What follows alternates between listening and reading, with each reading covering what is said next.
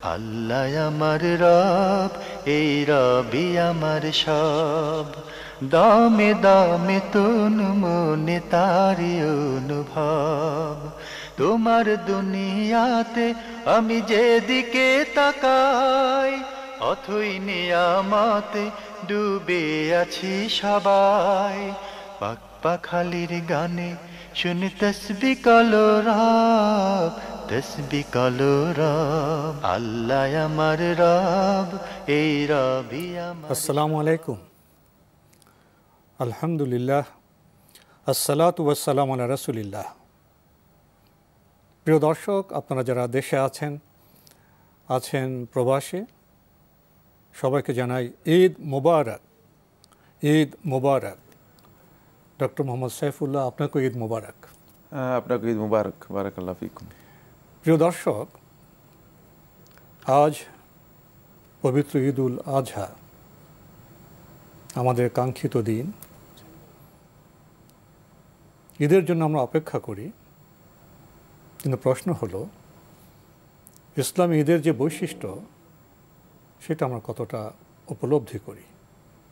আসুন ইসলামী ঈদের বৈশিষ্ট্য সম্পর্কে আমরা প্রথমেই জেনে নিই আপনার কাছ থেকে। ধন্যবাদ। খুবই গুরুত্বপূর্ণ একটি বিষয়। ইসলাম যেহেতু মানব জীবনের জন্য একটি পরিপূর্ণ জীবন ব্যবস্থা, জীবনের বিভিন্ন বাঁক এবং বিভিন্ন চক্র রয়েছে। জীবনের অন্যতম একটি দিক আছে যে মানুষ কখনো আনন্দিত হয়, কখনো দুঃখিত হয়, কখনো কষ্টে থাকে, কখনো আরামে থাকে, কখনো সুখে স্বাচ্ছন্দ্যে থাকে, কখনো আবার দুঃখ কষ্টে দুরবস্থার মধ্যে থাকে। ইসলামী শরিয়া অত্যন্ত গুরুত্ব দিয়েছে এই বিষয়ে যে একজন মানুষ তার জীবনে যেমনিভাবে জীবনের বিভিন্ন সমস্যার মুখোমুখি হবে, যাতে করে ইসলাম তার সে সমস্যার ক্ষেত্রেও তাকে কিছুটা আনন্দ দিতে পারে, কিছুটা স্বাচ্ছন্দ্যে নিয়ে আসতে পারে, তার পরিবেশ এবং তার যে আবহাওয়া আছে সেটাকে পরিবর্তন করতে পারে। এই জন্যই ইসলামে রাসূল সাল্লাল্লাহু আলাইহি ওয়াসাল্লাম দুটি ঈদ রাসূলুল্লাহ সাল্লাল্লাহু আলাইহি ওয়াসাল্লাম প্রবর্তন করেছেন এবং অনুমোদন দিয়েছেন। এটি আল্লাহর পক্ষ থেকে সরাসরি রাসূলুল্লাহ সাল্লাল্লাহু আলাইহি ওয়াসাল্লাম হাদিসের মধ্যে বলেছেন, কাদ আবদালাল্লাহু বিহিমা ইয়াউমাইনি, যে আল্লাহ সুবহানাহু ওয়া তাআলা তোমরা যে দুটি দিন আনন্দের জন্য গ্রহণ করেছো, এর পরিবর্তে তোমাদেরকে দুইটি দিন পরিবর্তন করে দিয়েছেন, ইয়াউমুল ফিতরি ওয়া ইয়াউমুল আযহা, ঈদুল ফিতরের দিন, ঈদুল আযহার দিন। এই দুই দিনটিকে আল্লাহ সুবহানাহু ওয়া তাআলা পরিবর্তন করে দিয়েছে। জাহিলি সমাজে প্রচলিত যেই একটা পরিবেশ ছিল, সেই পরিবেশ থেকে এটাকে আলাদা করা হয়েছে। তাহলে বোঝা গেল জাহিলি সমাজে একটা আনন্দ ছিল, কিন্তু সে আনন্দের মাঝে এমন একটা অবস্থা ছিল যে অবস্থাটুকু পরিবেশগত দিক থেকে ইসলাম পছন্দ করেনি, সেখানে কোনো সমস্যা ছিল, যেই কারণে ইসলাম সেটাকে পরিশীলিত পরিমার্জিত করেছে। কি পরিশীলিত বা পরিমার্জিত করেছে ইসলাম, সেটাই হচ্ছে মূল কথা এখানে। সেটা হলো যে ইসলাম যে ঈদ দিয়েছে, এই ঈদের সাথে ইসলাম যুক্ত করেছে দুটি জিনিস। একটা হচ্ছে ইসলামী চেতনার মৌলিক যে বিষয়, তাওহীদের মৌলিক যে বিষয়গুলো রয়েছে, সেগুলোকে এখানে যুক্ত করেছে, যাতে করে একজন ইমানদার ব্যক্তি আল্লাহ রাব্বুল আলামিনের বান্দাগি থেকে, বান্দা হওয়া থেকে নিজেকে মুক্ত না করে। দ্বিতীয় যে বিষয় যুক্ত করেছে সেটা হচ্ছে এর সাথে ইবাদতের একটা অংশকে যুক্ত করে দিয়েছে। আনন্দ এবং ইবাদতের যোগফল আমাদের যে ঈদ। ফলে একজন ব্যক্তি যখন ঈদে অংশগ্রহণ করবে, সে ঈদের এই আনন্দটাকে উপলব্ধি করতে পারবে ইবাদতের মাধ্যমে। ফলে আল্লাহ সুবহানাহু ওয়া তাআলা যখন ঈদের এই খুশি দিয়েছেন, ঈদের খুশির আগে আমরা দেখতে পাই যে দুটি খুশি, দুটি আনন্দই, যেটাকে ঈদ বলা হচ্ছে, দুটি আনন্দই আল্লাহ সুবহানাহু ওয়া তাআলা এমন দুটি মহা ইবাদতের পরে দিয়েছেন, যে দুটি ইবাদত ইসলামের মৌলিক নিদর্শন, ইসলামের মৌলিক যে সমস্ত শাআয়ের রয়েছে তার মধ্যে অন্যতম। যে প্রথম হচ্ছে রমাদান মাসের সিয়াম। রমাদান মাসের গোটা একটি মাস সিয়াম পালন করার পর আমরা যে ঈদে যাই, সেই ঈদ হচ্ছে ঈদুল ফিতর। পরে দেখা যাচ্ছে এটা ঈদের ইবাদতের পরেই বান্দা এই ইবাদত এই ঈদের আনন্দ পাবে। এবং ঈদের আনন্দ সে কীভাবে শুরু করবে, তার পদ্ধতি হচ্ছে সে সালাত আদায় করে আনন্দ শুরু করবে, যাতে করে চেতনাগত দিক থেকে তার কোনো বিচ্যুতি না ঘটে, আদর্শিক দিক থেকে যেন সে কোনো না কোনোভাবে যেন লঙ্ঘন না করে, কোনো না কোনোভাবে অবক্ষয়ের দিকে না যায়। আর আরেকটি বিষয় হচ্ছে, যেখানে সীমালঙ্ঘন আছে, সে সীমালঙ্ঘনে যেন সে সামনের দিকে অগ্রসর না হয়। আর দ্বিতীয় নম্বর ঈদুল আজহা একটি মৌলিক ইবাদতের সাথে জড়িত। সেই ইবাদত হচ্ছে যে হজের একটা ইবাদত। ইয়মে আরাফা 9 তারিখে হজের ইবাদত কমপ্লিট করার পর, সম্পন্ন করার পর তারপরে আল্লাহর বান্দাগণ যে ঈদে আসেন সেটা হচ্ছে ইয়মুন নাহর, কোরবানির দিন, অথবা ইয়মুল আদহা, কোরবানির ঈদের দিন। তো এই যে কোরবানি ঈদের দিন, এই দিনটাও একটা বড় ইবাদতের পরে আল্লাহ সুবহানাহু ওয়া তাআলা দিয়েছেন এবং শুরু হয়ে থাকে ইবাদতের মাধ্যমে। ইবাদতের সাথে এখানে যে জিনিসটি আল্লাহ সুবহানাহু ওয়া তাআলা তার রাসূল সাল্লাল্লাহু আলাইহি ওয়াসাল্লামের মাধ্যমে পরিচালিত পরিমার্জিত করেছেন, সেটা হচ্ছে এই জাহিরি সমাজে যখন আনন্দ করা হতো, সে আনন্দের মধ্যে কোনো সীমারেখা ছিল না, কোনো ধরনের শালীনতা সৌন্দর্য ছিল না, স্বেচ্ছাচারিতা ছিল অনেক বেশি, যেমন সীমালঙ্ঘন ছিল অনেক বেশি। পরে ইসলাম সীমালঙ্ঘনের এই পদ্ধতি দূরীভূত করে দিয়েছে। সেখানে পরস্পরের প্রতি যে একটা পরস্পরের প্রতি যে একটা ভালোবাসা, সৌহার্দ্য এবং পরস্পরের প্রতি যে একটা সম্প্রীতি আছে, সেটার অভাব ছিল। এটাকে ঈদের মধ্যে নিয়ে এসে সংক্ষিপ্ত সময়ে ঈদের বৈশিষ্ট্য সম্পর্কে মৌলিক কিছু কথা বললেন। এ পর্যায়ে আপনার কাছে জানতে চাইব, আমাদের তো খুবই গুরুত্বপূর্ণ আনন্দ ঘন দুটি ঈদ, ঈদুল ফিতর এবং ঈদুল আজহা, কিন্তু বাহ্যিকভাবে লক্ষ্য করা যায় এই দুটি ঈদের মধ্যে কিছু বৈশিষ্ট্যগত পার্থক্য। এখন আমরা আপনার কাছে জানতে চাইব, আজকে যে আমরা ঈদুল আজহা উদযাপন করব, তো এদিন আমাদের করণীয় কি, আমরা কিভাবে এই ঈদকে উদযাপন করব? ধন্যবাদ আপনাকে। ঈদুল আজহা বা কুরবানির ঈদ, এর বিশেষত্ব রয়েছে ঈদুল ফিতরের চেয়ে। ঈদুল ফিতর এর বিষয় হচ্ছে, যেহেতু সিয়াম শেষ হয়ে গেছে, তাহলে এর শুরুই হয়ে থাকে রোজা ভঙ্গ করে, অর্থাৎ আপনি কিছু খেয়ে তারপর আপনি ঈদগাহে যাবেন। কিন্তু ঈদুল আজহায়ের যেহেতু কোরবানিটা পরে আসছে, এই জন্য ঈদুল আজহায়ের বৈশিষ্ট্য হচ্ছে যে যিনি কোরবানি করবেন, আল্লাহর সন্তুষ্টির জন্য স্যাক্রিফাইস করবেন, আল্লাহ রাব্বুল আলামিনের খুশির জন্য জবেহ করবেন, তিনি ঈদের দিনে তিনি ঈদের এই সালাতে অংশগ্রহণ করবেন, কিন্তু তিনি কিছু খাবেন না। তিনি কোরবানি করে কোরবানির গোশত দিয়ে তারপরে তিনি শুরু করবেন তার খাবার। অর্থাৎ এখানে একটা আলাদা বৈশিষ্ট্য, এটা একটা বিশেষত্ব তৈরি হয়েছে এই ঈদের মধ্যে। এই ঈদের অন্যতম বৈশিষ্ট্য হচ্ছে, এই দিনে আল্লাহ সুবহানাহু ওয়া তাআলা সবচেয়ে যে প্রিয় কাজটি আল্লাহ রাব্বুল আলামিনের কাছে, সেই কাজটি হচ্ছে এই দিনে আল্লাহ রাব্বুল আলামিনের সন্তুষ্টির জন্য পশু জবে করা এবং পশুর রক্ত প্রবাহিত করা। পশু জবে করা এটা এমনিতেই আল্লাহ সুবহানাহু ওয়া তাআলা জায়েজ করে দিয়েছেন, কিন্তু আল্লাহ রাব্বুল আলামিনের সন্তুষ্টির জন্য স্পেশালি আল্লাহ রাব্বুল আলামিন এই দিনে একটা গুরুত্বপূর্ণ ইবাদত হিসেবে এটাকে চিহ্নিত করেছেন, যাতে করে এই দিনে আমরা পশু জবে করে থাকি। এই পশু জবের কারণে কি ঈদুল ফিতরের চাইতে ঈদুল আজহার নামাজটা একটু আগে হয়ে যায়? ঈদুল ফিতর এবং ঈদুল আজহায়ের সালাতের বিষয়টি আসলে সালাতের ওয়াক্ত একই, সালাতের ওয়াক্তের মধ্যে পার্থক্য নেই, কিন্তু এই ঈদুল ফিতরের ওয়াক্ত অনেকে দেখা যায় যে কিছুটা ডিলে করেন, আর ঈদুল আজহাকে দেখা যায় যে কেউ আগে করেন। সেটা একটা কারণ, যেহেতু রাসূলুল্লাহ সাল্লাল্লাহু আলাইহি ওয়াসাল্লাম একটি হাদিসের মধ্যে বলেছেন, সেটা হচ্ছে মান যাবাহা কাবলা সলাতি, যে ব্যক্তি সলাতের আগেই সেটা জবে করলো, ফালা উদহিয়াত লাহ, তার সেটা উদহিয়া হলো না, সেটা তার কুরবানি হয়নি।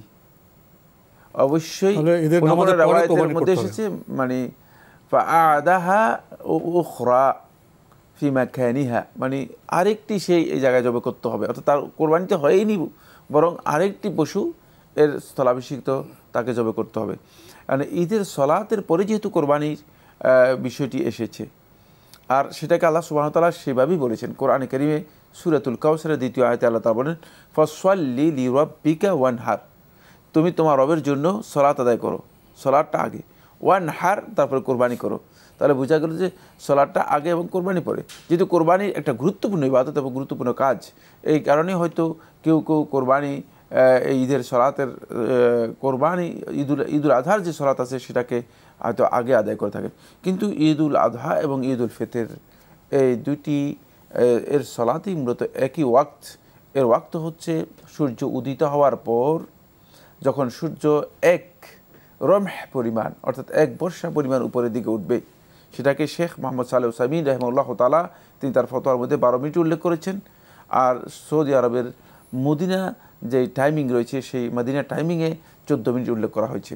14 মিনিট পরে ঈদের সালাত আদায় করতে হয়। সূর্য উদিত হওয়ার পরে 14 মিনিট পরে ঈদের সালাত আদায় করতে হয়। এটা হচ্ছে ঈদের সালাতের সুন্নাহ ওয়াক্ত এবং এই সময় আদায় করা হচ্ছে সুন্নাহ। সেক্ষেত্রে যদি কেউ ডিলে করা জায়েজ আছে, তবে জাওয়ালের আগ পর্যন্ত আদায় করতে পারবেন। জাওয়াল হচ্ছে সূর্য হেলে যাওয়ার আগ পর্যন্ত তিনি আদায় করতে পারবেন। তো কোরবানি ঈদের তো একটি বড় বিষয় হলো পশু জবে করা। জি, এই পশু জবে, তারপরে গোস্ত বন্টন, তারপরে কসাইকে উপহার দিবে, যিনি জবাই করবেন তাকে কি দেবেন, অনেকগুলো প্রশ্ন এখানে চলে আসে। এবং পশু কি কারো নামে হবে না কারো পক্ষে হবে, নিয়ত কি হবে, এসব বিষয়ে যদি একটু আলোকপাত করতেন। ধন্যবাদ আপনাকে। অত্যন্ত গুরুত্বপূর্ণ কিছু বিষয়। আল্লাহ সুবহানাহু ওয়া তাআলা কোরআনে কারীমের সূরা আনআমের 162 নম্বর আয়াতে ইরশাদ করেন, কুল ইন্না সলাতি ওয়া নুসুকি ওয়া মাহইয়ায়া ওয়া মামাতি লিল্লাহি রাব্বিল আলামিন লা শারীকা লাহু ওয়া বিযালিকা উমিরতু আনা আউয়ালুল মুসলিমিন। পশু জবের এখানে আল্লাহ সুবহানাহু ওয়া তাআলা কোরবানিটা শুধুমাত্র যে আল্লাহর সন্তুষ্টির জন্য হবে সেদিকে ইঙ্গিত করেছেন। এজন্য যখন পশু জবে করতে হয় তখন পশু জবে করতে হবে শুধুমাত্র আল্লাহর সন্তুষ্টির জন্য, বিসমিল্লাহি আল্লাহু আকবার বলে। অর্থাৎ এটা জবে হতে হবে একমাত্র আল্লাহর নামে। সেক্ষেত্রে কোনো ব্যক্তির নামে কোরবানি করা হয় না। আমাদের সমাজে একটি প্রচলন আছে লোকদের মাঝে, এটা শোনা যায় যে আমরা অমুকের নামে কোরবানি করতেছি। মানে কোনো ব্যক্তির নামে কোরবানি হয় না, কোরবানি হয় আল্লাহর নামে। যেহেতু আল্লাহ সুবহানাহু ওয়া তাআলা একেবারে স্পষ্ট করে বলেছেন যে ওয়াজকুর ইসমা রাব্বিক ওয়ালা তাকুলু বিমা লাম ইউজকার ইসমুল্লাহি আলাইহি, যেখানে আল্লাহর নাম উল্লেখ করা হয়নি, আল্লাহর নামে যেটা জবে করা হয়নি সেটা তোমরা খাবে না। আর যেটা আল্লাহ রাব্বুল আলামিনের নামে জবে করা হয়েছে সেটাই মূলত হালাল হবে। তো আল্লাহ রাব্বুল আলামিনের নাম এর মাধ্যমে জবে করা এটা হচ্ছে বিধান, আল্লাহর নামে জবে হবে। কিন্তু কোরবানির পশু ব্যক্তির পক্ষ থেকে জবে হয়। যেহেতু কোরবানির পশু উদহাইয়া বা জবে করা এটা সদকা, এক প্রকারের সদকা, এটা এক ব্যক্তির পক্ষ থেকে হতে পারে। সেক্ষেত্রে ব্যক্তির পক্ষ থেকে কোরবানির পশু জবে করলে সেই ব্যক্তির পক্ষ থেকে শুধুমাত্র নিয়ত করবে। সমাজে একটি প্রচলন আছে, যে প্রচলনটি খুবই মানে বিরক্তিকর বলা যেতে পারে। সেটা হলো এই, দেখা যায় যে একটা লিস্ট নিয়ে এসে তিনি অমুক তার নাম অমুক, বাপ অমুক, গ্রাম অমুক, তারপর এভাবে অনেকক্ষণ পর্যন্ত পড়েন। অথচ দেখা যাচ্ছে যে একটা পশু জবে করার জন্য অপেক্ষা করছে, জবে করছেন না। এটার কোনো দরকার নেই। তিনি শুধুমাত্র বিসমিল্লাহ আল্লাহু আকবার আল্লাহুম্মা তাকাব্বাল মিনাল মুদাহিন এতটুকু বলতে পারেন। যদি মনে করেন যে আল্লাহ যারা কোরবানি আপনার সন্তুষ্টির জন্য দিচ্ছে তাদের পক্ষ থেকে আপনি কবুল করুন, এতটুকু বলতে পারে। কিন্তু এখানে সবাই নাম উল্লেখ করার দরকার নেই, কারণ আল্লাহ সুবহানাহু ওয়া তাআলা আল্লাহর বান্দাদের সবাইকে ইন্ডিভিজুয়ালি চিনেন। আল্লাহ রাব্বুল আলামিন আমাকে যেভাবে ছিলেন ঠিকভাবে আরেকজন বান্দাকেও ঠিক সেভাবেই ছিলেন। এখানে আল্লাহ রাব্বুল আলামিনের কাছে কোনো বান্দা অপরিচিত নয়। সুতরাং কোরবানি দিচ্ছে আল্লাহ সব জানেন, অবশ্যই জানেন। সুতরাং আল্লাহ সুবহানাহু ওয়া তাআলা আল্লাহর বান্দাদের পক্ষ থেকে কবুল করে নেবেন। এক্ষেত্রে কোনো বান্দা মানে আল্লাহ রাব্বুল আলামিনের জন্য যদি নিয়ত করেন আর যদি তার নাম উল্লেখ করা না হয়, এটা আল্লাহ তাআলা কবুল করবেন না, এই ধারণা করার কোনো সুযোগ নেই। নাম উল্লেখ না করে কোরবানি করলে হয়ে যাবে, আর নাম যদি হাতে থাকে পড়তে তো পারবেন বোধহয়। হ্যাঁ, এখানে অত্যন্ত গুরুত্বপূর্ণ যে পয়েন্টটি আমি দৃষ্টি আকর্ষণ করব সেটা হচ্ছে এই, যারা কোরবানির পশু জবে করছেন, ইদানিং কোরবানির পশু ফেসবুকে দেওয়া হয়ে থাকে, জবে করে বিভিন্ন ধরনের মানে ভাইরাল করার প্রদর্শন করা হয়ে থাকে। একটা বিষয় খেয়াল করতে হবে, আল্লাহ সুবহানাহু ওয়া তাআলা সূরাতুল হজ্জে এই বিষয়টি বলে দিয়েছেন, লা ইয়ানালাল্লাহু লুহুমুহা ওয়ালা দিমাউহা ওয়ালাকিন ইয়ানালুহুত তাকওয়া মিনকুম। যে কোরবানির গোশত, কোরবানির রক্ত, এই যে পশুর, এগুলো কিছুই আল্লাহ তাআলার কাছে গ্রহণযোগ্য হবে না বা পৌঁছবে না। আল্লাহ রাব্বুল আলামিনের কাছে যেটা যাবে সেটা হচ্ছে অন্তরে তার যেই আল্লাহ ভীতি, আল্লাহ রাব্বুল আলামিনের প্রতি তার যে অনুরাগ রয়েছে, তাকওয়া রয়েছে, সেই তাকওয়াটুকু আল্লাহ তাআলা দেখবেন। সুতরাং আল্লাহ রাব্বুল আলামিন অন্তরের বিষয়টি সবচেয়ে ভালো করে দেখেন। এই জন্য আপনি বিশাল একটা জবে করে দিলেন, আপনি হয়তো মনে করেছেন যে একটা অনেক বড় কোরবানি করেছি, আল্লাহকে খুশি করে দিয়েছি। কিন্তু আদৌ কি আপনি আল্লাহকে খুশি করে দিয়েছেন, নাকি আসলে আপনার প্রদর্শন ইচ্ছার কারণে আপনি আল্লাহ তাআলাকে খুশি করতে পারেন? এই প্রসঙ্গে সমাজ চিত্র আপনার সামনে পেশ করতে চাই। দেখা যায়, আমি সবার কথা বলছি না, কেউ কোরবানির পশু কিনতে গিয়ে প্রতিবেশীদের সাথে প্রতিযোগিতা লেগে যান। যদি প্রদর্শনের ভাব চলে আসে এবং এই বাড়ির কোরবানি, অমুকের কোরবানি, অমুক সর্দারের কোরবানি, যদি এরকম ভাব চলে আসে, সেক্ষেত্রে কি কোরবানিটা সঠিকভাবে হবে? হ্যাঁ, ধন্যবাদ আপনাকে। প্রদর্শনের ইচ্ছা হচ্ছে আর রিয়া ও মিনাশ শিরক, ইন্নামা ইয়াসিরু রিয়া মিনাশ শিরক। রাসূলুল্লাহ সাল্লাল্লাহু আলাইহি ওয়াসাল্লামের হাদিসের মধ্যে রয়েছে এটা শিরক আসগর, এক প্রকার শিরক। এর মাধ্যমে তার ইবাদতটুকু নষ্ট হয়ে যাবে। সুতরাং কোনো ব্যক্তির অন্তরে যখনই প্রদর্শনের ইচ্ছা এসে যাবে, সে উদ্দেশ্য করবে যে অমুকের কোরবানি চেয়ে আমার কোরবানি বড় হওয়া দরকার, তাহলে সেখানেই তার কোরবানির মূল যে চেতনা আছে সেটি হারিয়ে যাবে। আল্লাহ আমার রব, এই রবি আমার সব। আল্লাহ আমার রব, এই রবি আমার সব। আমরা আবার প্রশ্নে যাচ্ছি। বলছিলাম যে কোরবানি করতে গিয়ে অনেকে যে একটা প্রদর্শনের ইচ্ছা, একটা প্রতিযোগিতার ইচ্ছা, একটা অহংকারের বা গর্বের ইচ্ছা, এই বিষয়গুলো কোরবানিকে কোন পর্যায়ে নিয়ে যায়? ধন্যবাদ। ওই বিষয়টি আলোচনা করছিলাম। সেটা হলো এই, একটি বিষয় হচ্ছে প্রদর্শন ইচ্ছা, অথবা কারোর সাথে মানে প্রতিযোগিতা করে নিজে বড়াই করার জন্য নিজের কোরবানিকে তিনি অন্যের সাথে টক্কর দিয়ে যে আমিও বেশি টাকায় দিতে পারি, মানে তাদের এই বেশি টাকায় দেওয়ার উদ্দেশ্য বড়াই করার জন্য, নিজেকে প্রচার করার জন্য যে আমাদেরটা বড়, অন্যটা ছোট, অথবা আমরা যেটা নিয়েছি এটা মার্কেটের সবচেয়ে হাই কোয়ালিটি, আমাদের এই বারের কোরবানি শ্রেষ্ঠ কোরবানি হয়, এই ধরনের চেতনা যদি আসে তাহলে এটা রিয়া হবে। কিন্তু এখানে একটা মৌলিক বিষয়, খুব সূক্ষ্ম বিষয় আছে, সেটা গুরুত্ব দিয়ে বলছি। সেটা হলো এই, কোনো ব্যক্তি তিনি যদি মনে করেন যে তার এক ভাই, তার এক বন্ধু, অথবা তার এক পরিচিত ব্যক্তি তিনি একটি কোরবানি দিয়েছেন, তার এই কোরবানিটুকু তিনি যেভাবে দিয়েছেন যে চাই যে আমি আমারটা আর একটু ভালো হোক, যে আমারটা আল্লাহর জন্য কোরবানি করব, যেহেতু আমার তো সামর্থ্য আছে, আমি আর একটু ভালো করি।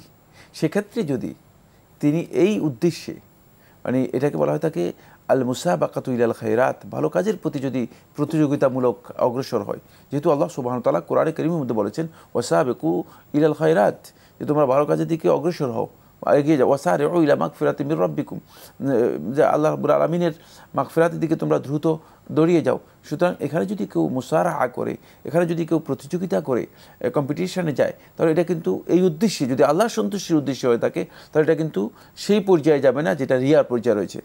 কিন্তু অবশ্যই তার অন্তর্মধ্যে এটা থাকতে হবে যে আমি আল্লাহ সন্তুষ্টির জন্য, আমাকে যেহেতু আমার আল্লাহ রাব্বুল আলামিন আমাকে তৌফিক দিয়েছেন, সেই তৌফিকের বহিঃপ্রকাশ করার জন্য, যেহেতু আল্লাহ সুবহানাহু ওয়া তাআলা চান যে বান্দাকে আল্লাহ রাব্বুল আলামিন যে নিয়ামত দিয়েছেন, সেই নিয়ামতটা আল্লাহ তার কাছে বান্দা তুলে ধরুক। ও আম্মা বিনিয়ামাতি রাব্বিকা ফাহাদ্দিস, যে তোমাকে তোমার যে নিয়ামত তোমার রব দিয়েছেন সেটা যেন তুমি আল্লাহ রাব্বুল আলামিনের কাছে এক্সপ্রেস করো, তুলে ধরো। তুলে ধরার পদ্ধতি হচ্ছে যে আল্লাহ নিয়ামত আল্লাহর জন্য সামনে পেশ করা। সেই ক্ষেত্রে যদি পার্থক্যটি নির্দেশ করলেন, সেটা কি এরকম, বান্দা যদি মনে করে আমি তো কোরবানি দেবো আল্লাহর রাহে, এটা আমার ইবাদত, তাহলে আমি কেন শ্রেষ্ঠ পশু দিয়ে কোরবানি দেবো না, কেন আমি উত্তম পদ্ধতিতে কোরবানি দেব না, এই চেতনায় যদি তিনি অনেক বড় গরু দেন, সুন্দর গরু দেন, সেটা তো তার আবাদতকে বোধহয় আরও উন্নীত করবে। হ্যাঁ, অবশ্যই তার সে দাবি, মৌলিক দাবি থাকতে হবে, সেটা হচ্ছে যে আমি যে কোরবানি করছি সে কোরবানি আল্লাহর সন্তুষ্টির জন্য করছি, এবং অন্য যে ব্যক্তি হয়তো আত্মীয় স্বজন যারা আছে তাদেরও সামর্থ্য আছে, কিন্তু আমি চাই যে আমারটা ভালো হোক, এই উদ্দেশ্যে যদি করেন, ইবাদতের দৃষ্টিভঙ্গি, হ্যাঁ ইবাদতের। কিন্তু যদি এই উদ্দেশ্য হয় যে লোকদের উপর বড়াই করার জন্য, নিজের নাম প্রচার করার জন্য, অথবা তাদের সাথে এই নিয়ে তাদের সাথে মুফাদালা করা, যে তোমাদেরটা ভালো, তোমাদেরটা ভালো না, আমারটা অনেক ভালো, অহংকার করা, নিজেকে এইভাবে মানে দেখানোর জন্য, তাহলে অবশ্যই তার এই কোরবানির মধ্যে চেতনাগত দিক থেকে বিচ্যুতি থাকার কারণে তার এই কোরবানি রিয়া এর অন্তর্ভুক্ত হয়ে যাবে, এবং রিয়া এটা আমলকে বরবাদ করে দেয়, নষ্ট করে দেয়। এরপরে তো আসে কোরবানির পশু জবে প্রসঙ্গ। জি, তো কোরবানির পশু যখন জবে হবে তখন কোরবানি হয়ে গেল, এরপরে আসে গোস্ত বন্টনের ব্যবস্থাপনা, সেটা কিভাবে, কীরকম হলে? ধন্যবাদ। খুবই গুরুত্বপূর্ণ দুটি পয়েন্ট। আমি একটি পয়েন্টে গুরুত্বপূর্ণ কথা বলবো, সেটা হচ্ছে যে কোরবানির পশু জবেহ যদি যিনি কোরবানি দিচ্ছেন মুদাহি, তিনি জবে করেন, এটা উত্তম সুন্নাহ, কেউ মুস্তাহাব বলেছেন। যেহেতু রাসূলুল্লাহ সাল্লাল্লাহু আলাইহি ওয়াসাল্লাম হাদিস আনাস ইবনে মালিক রাদিয়াল্লাহু বর্ণিত হাদিসে এসেছে ওয়াজাবাহা বিয়াদিহি, রাসূলুল্লাহ সাল্লাল্লাহু আলাইহি ওয়াসাল্লাম তার হাত মুবারক দিয়ে তিনি জবে করেছেন, আল্লাহ নবী সাল্লাল্লাহু আলাইহি ওয়াসাল্লাম নিজ হাতেই জবে করেছেন। সুতরাং কেউ যদি কোরবানির পশু নিজ হাতে জবে করতে পারেন সেটা তার জন্য উত্তম, কিন্তু অবশ্যই জবেকারী ব্যক্তিকে জবের যে সমস্ত হাকাম আছে সেগুলি জানতে হবে। আর জবের আহকাম না জেনে তিনি মনে করেন যে আমি জবে করে ফেলবো, তাহলে তিনি ভুল করতে পারেন। তার ভুল করার পারঙ্গম হতে হবে। জি জি, অবশ্যই এই বিষয়ে জানা থাকতে হবে এবং তার কোরবানি করার মতো সেই সামর্থ্য শক্তি থাকতে হবে। এরপরে 2 নম্বর যে বিষয়টি হলো কোরবানি পশু জবে করার পরে এরপরে একটা ভুল আমাদের সমাজের মধ্যে প্রচলিত আছে, সেটা হলো এই যে কোরবানির পশু যতক্ষণ পর্যন্ত পশুর মানে প্রাণ পরিপূর্ণরূপে বের না হয় ততক্ষণ পর্যন্ত অপেক্ষা করতে হবে। এটা হাদিউন নবী সাল্লাল্লাহু আলাইহি ওয়াসাল্লাম, এটা সুন্নাহ এবং এটা হচ্ছে বিধান। সেক্ষেত্রে অতিরঞ্জন না করা। অতিরঞ্জন 2 ধরনের হয়ে থাকে। একটা হচ্ছে কোরবানির পশুকে অতিরিক্ত আঘাত করে মানে বেশি রক্তক্ষরণ করে দ্রুত এটাকে স্থমিত করে দেওয়া অথবা দ্রুত তার বান সংহার করা। যেমন দেখা যাচ্ছে যে জবে করেছে ঠিক মতো, এখন আস্তে আস্তে কী হবে, কোরবানির পশু তার জীবন শেষ হবে এবং প্রাণ বেরিয়ে যাবে। কিন্তু সেক্ষেত্রে দেখা গেল যে অনেকে ছুরি দিয়ে আবার আঘাত হানেন। ছুরি দিয়ে আঘাত হানলে এটা অতিরিক্ত বাড়াবাড়ি, এটা অতিরিক্ত বাড়াবাড়ি। এবং এই অতিরিক্ত বাড়াবাড়ি করার কারণে কখনো কখনো তার এই কাজটি সুন্নাহ পরিপন্থী হতে পারে, আবার কখনো কখনো একেবারেই কোরবানির পশু জবেহের ক্ষেত্রে বিধান লঙ্ঘন হতে পারে। জবেহের সাথে সাথে যদি এই কাজটি করে থাকে এটা জবেহের পরিপন্থী কাজ, নিষ্ঠুরতা। এটা জবেহের পরিপন্থী কাজ। রাসূলুল্লাহ সাল্লাল্লাহু আলাইহি ওয়াসাল্লাম হাদিসের মধ্যে ইরশাদ করেছেন, ইজা যাবাহতুম ফাআহসিনু যাবহা, যখন তোমরা জবেহ করবে তখন জবেটা উত্তম সুন্দরভাবে করবে। জবের মধ্যেও সৌন্দর্য আছে। সেই সৌন্দর্য হচ্ছে ধারালো ছুরি দিয়ে জবে করা এবং সুন্দরভাবে জবে করা, কষ্ট না দেওয়া কোরবানি পশুকে, কোরবানি পশুর সামনে কোরবানি পশু জবে না করা।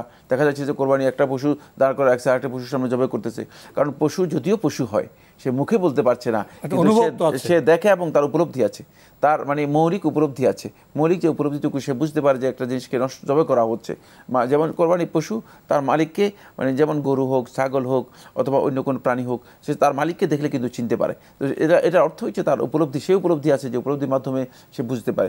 সেক্ষেত্রে পশুর সামনে পশু জবে না করা ইত্যাদি। কোরবানির পশু জবে করার পর সেখানে যারা জবে করবেন অথবা যারা গোশত বানাবেন তাদেরকে আপনি অবশ্যই তাদের পারিশ্রমিক দিতে হবে, তাদের পারিশ্রমিক আলাদা দিতে হবে। তাদেরকে কোরবানির গোশত থেকে হাদিয়া দেওয়া এটা উত্তম কাজ, কোনো সন্দেহ নেই। কিন্তু কোরবানির গোশতই কেবল হাদিয়া হিসেবে দিয়ে তাদেরকে কাজ করানো, এই কাজটি শুদ্ধ নয়। সেক্ষেত্রে আপনি মানে কোরবানির পশু যে কোরবানি করেছেন এই কোরবানির পশুর গোশত আপনি যথাযথভাবে ইসলামী শরিয়ার নির্দেশনা অনুযায়ী এটা ভালো কাজে ব্যবহার করেননি, অথবা কোরবানির পশু আপনি নষ্ট করেছেন। এক্ষেত্রে রাসূলুল্লাহ সাল্লাল্লাহু আলাইহি ওয়াসাল্লাম একটি হাদিস এসেছে যে কোরবানি হবেই না। যদি কেউ বলে থাকেন কোরবানি হবেই না, কারণ হচ্ছে কোরবানির পশুর গোশত এটা বিক্রি করা জায়েজ নেই। এখন আপনি তো পারিশ্রমিক হিসেবে তাদেরকে দিয়ে দিচ্ছেন, এর অর্থ হচ্ছে আপনি বিক্রি করছেন। কসাই অথবা ইমাম অথবা যেই হোক আগে চুক্তি হতে হবে, আপনার পারিশ্রমিক এত দেব, আর যদি গোশত দেন সেটা উপহার হিসেবে, ঈদের উপহার হিসেবে দিতে পারেন। গোশত দিলে ঈদের উপহার হিসেবে তাদেরকে গোশত দেবে, কিন্তু তাদেরকে অবশ্যই পারিশ্রমিক দিতে হবে। থার্ড যে পয়েন্টটি, শেষ কথা, সেটা হচ্ছে কোরবানির পশু শুধুমাত্র আল্লাহ রাব্বুল আলামিন আমাদেরকে এর গোশত খাওয়ার জন্য অনুমোদন দিয়েছেন, এই জন্য আমরা খাই। অন্যথায় আল্লাহর জন্য জবে করলে এটা আল্লাহর জন্য বিতরণ করাই আল্লাহর বান্দাদের মধ্যে উত্তম কাজ ছিল। সেক্ষেত্রে আল্লাহ রাব্বুল আলামিন কোরআনের মধ্যে স্পষ্ট করে বলে দিয়েছেন যে ফাআত'আমুল বাঈসাল ফাকির, এর মধ্যে যারা দুস্থ আছে, অভাবী আছে, সংকটাপন্ন আছে, ফকির অসহায় আছে, তাদেরকে এখান থেকে খাওয়াও। ফাকুলু মিনহা, তোমরা নিজেরাও খাও। সুতরাং নিজেরাও খেতে পারবেন, এটা ফকির মিসকিনদেরকে খাওয়াতে পারবেন, আত্মীয় স্বজন পাড়া প্রতিবেশী যারা আছে তাদের মধ্যে বন্টন করতে হবে। সালাফদের আমল, আব্দুল্লাহ ইবনে আব্বাস রাদিয়াল্লাহু বর্ণিত হাদিসের মধ্যে এসেছে, তারা 3 ভাগে ভাগ করতেন। তার মধ্যে নিজের জন্য একটা অংশ রাখতেন এবং পাড়া প্রতিবেশী আত্মীয় স্বজনদের মধ্যে কিছু বন্টন করতেন হাদিয়া হিসেবে, আর ফকির মিসকিনদের মধ্যে কিছু বন্টন করতেন। এটা এই জন্য যাতে করে এই ঈদের আনন্দটাকে আমরা সমাজের সকল স্তরের মানুষের মাঝে শেয়ার করতে পারি। তো প্রয়োজনের নিরীক্ষা বোধ হয় এই 3 ভাগে কম বেশি হতে পারে, সেটা বাধ্যতামূলক নয়। জি, তো আজকে তো সময়ের কারণে আমাদের এখানে শেষ করতে হচ্ছে। শেষের দিকে আবারও আপনাকে জানাই ঈদ মোবারক। আপনাকে অনেক অনেক ধন্যবাদ। প্রিয় দর্শক, আমরা দেখছিলাম এনটিভি আয়োজিত এবং লাভেলো নিবেদিত অনুষ্ঠান আপনার জিজ্ঞাসা। আমরা প্রশ্ন উত্তরের মাধ্যমে ঈদুল আজহার বৈশিষ্ট্য জানলাম, নিয়তের প্রসঙ্গ জানলাম। কোরবানির ক্ষেত্রে নিয়তের ত্রুটি হলে, প্রকাশ প্রচারণা বিষয় থাকলে আমাদের কোরবানিতে ক্ষতি হতে পারে, সে বিষয়ে আমরা অবগত হলাম। তবে আল্লাহর সন্তুষ্টির জন্য আমরা ভালো গরু, ভালো পশু কোরবানি দেওয়ার যদি চেষ্টা করি, সেটা একটা উত্তম কাজ হবে। এবং কোরবানির যে গোশত সেটাও আমাদের বন্টন করতে হবে। আত্মীয় স্বজনের মধ্যে, গরিবদের মধ্যে এবং নিজেরও খাবো, এখানে একটা সামাজিক দৃষ্টিভঙ্গি আছে। সব মিলিয়ে আমরা আনন্দ করব, ইবাদত করব এবং সব কিছু হবে মহান আল্লাহর যে শরিয়া, সে শরিয়ার ভিত্তিতে আমরা আনন্দ করব, কিন্তু সীমা লঙ্ঘন করব না। এই বার্তা দিয়ে আজকের অনুষ্ঠান শেষ করতে চাচ্ছি। সবশেষে প্রিয় দর্শক, আপনাদের সবাইকে জানাই ঈদ মোবারক, ঈদ মোবারক। প্রিয় দর্শক, মহান আল্লাহ আমাদের সবাইকে নিরাপদে রাখুন, রাখুন শান্তিতে। আসসালামু আলাইকুম। আল্লাহ আমার রব, এই রবি আমার সব, দামে দামে তুন মনে তারি অনুভব। আল্লাহ আমার রব, এই রবি আমার সব।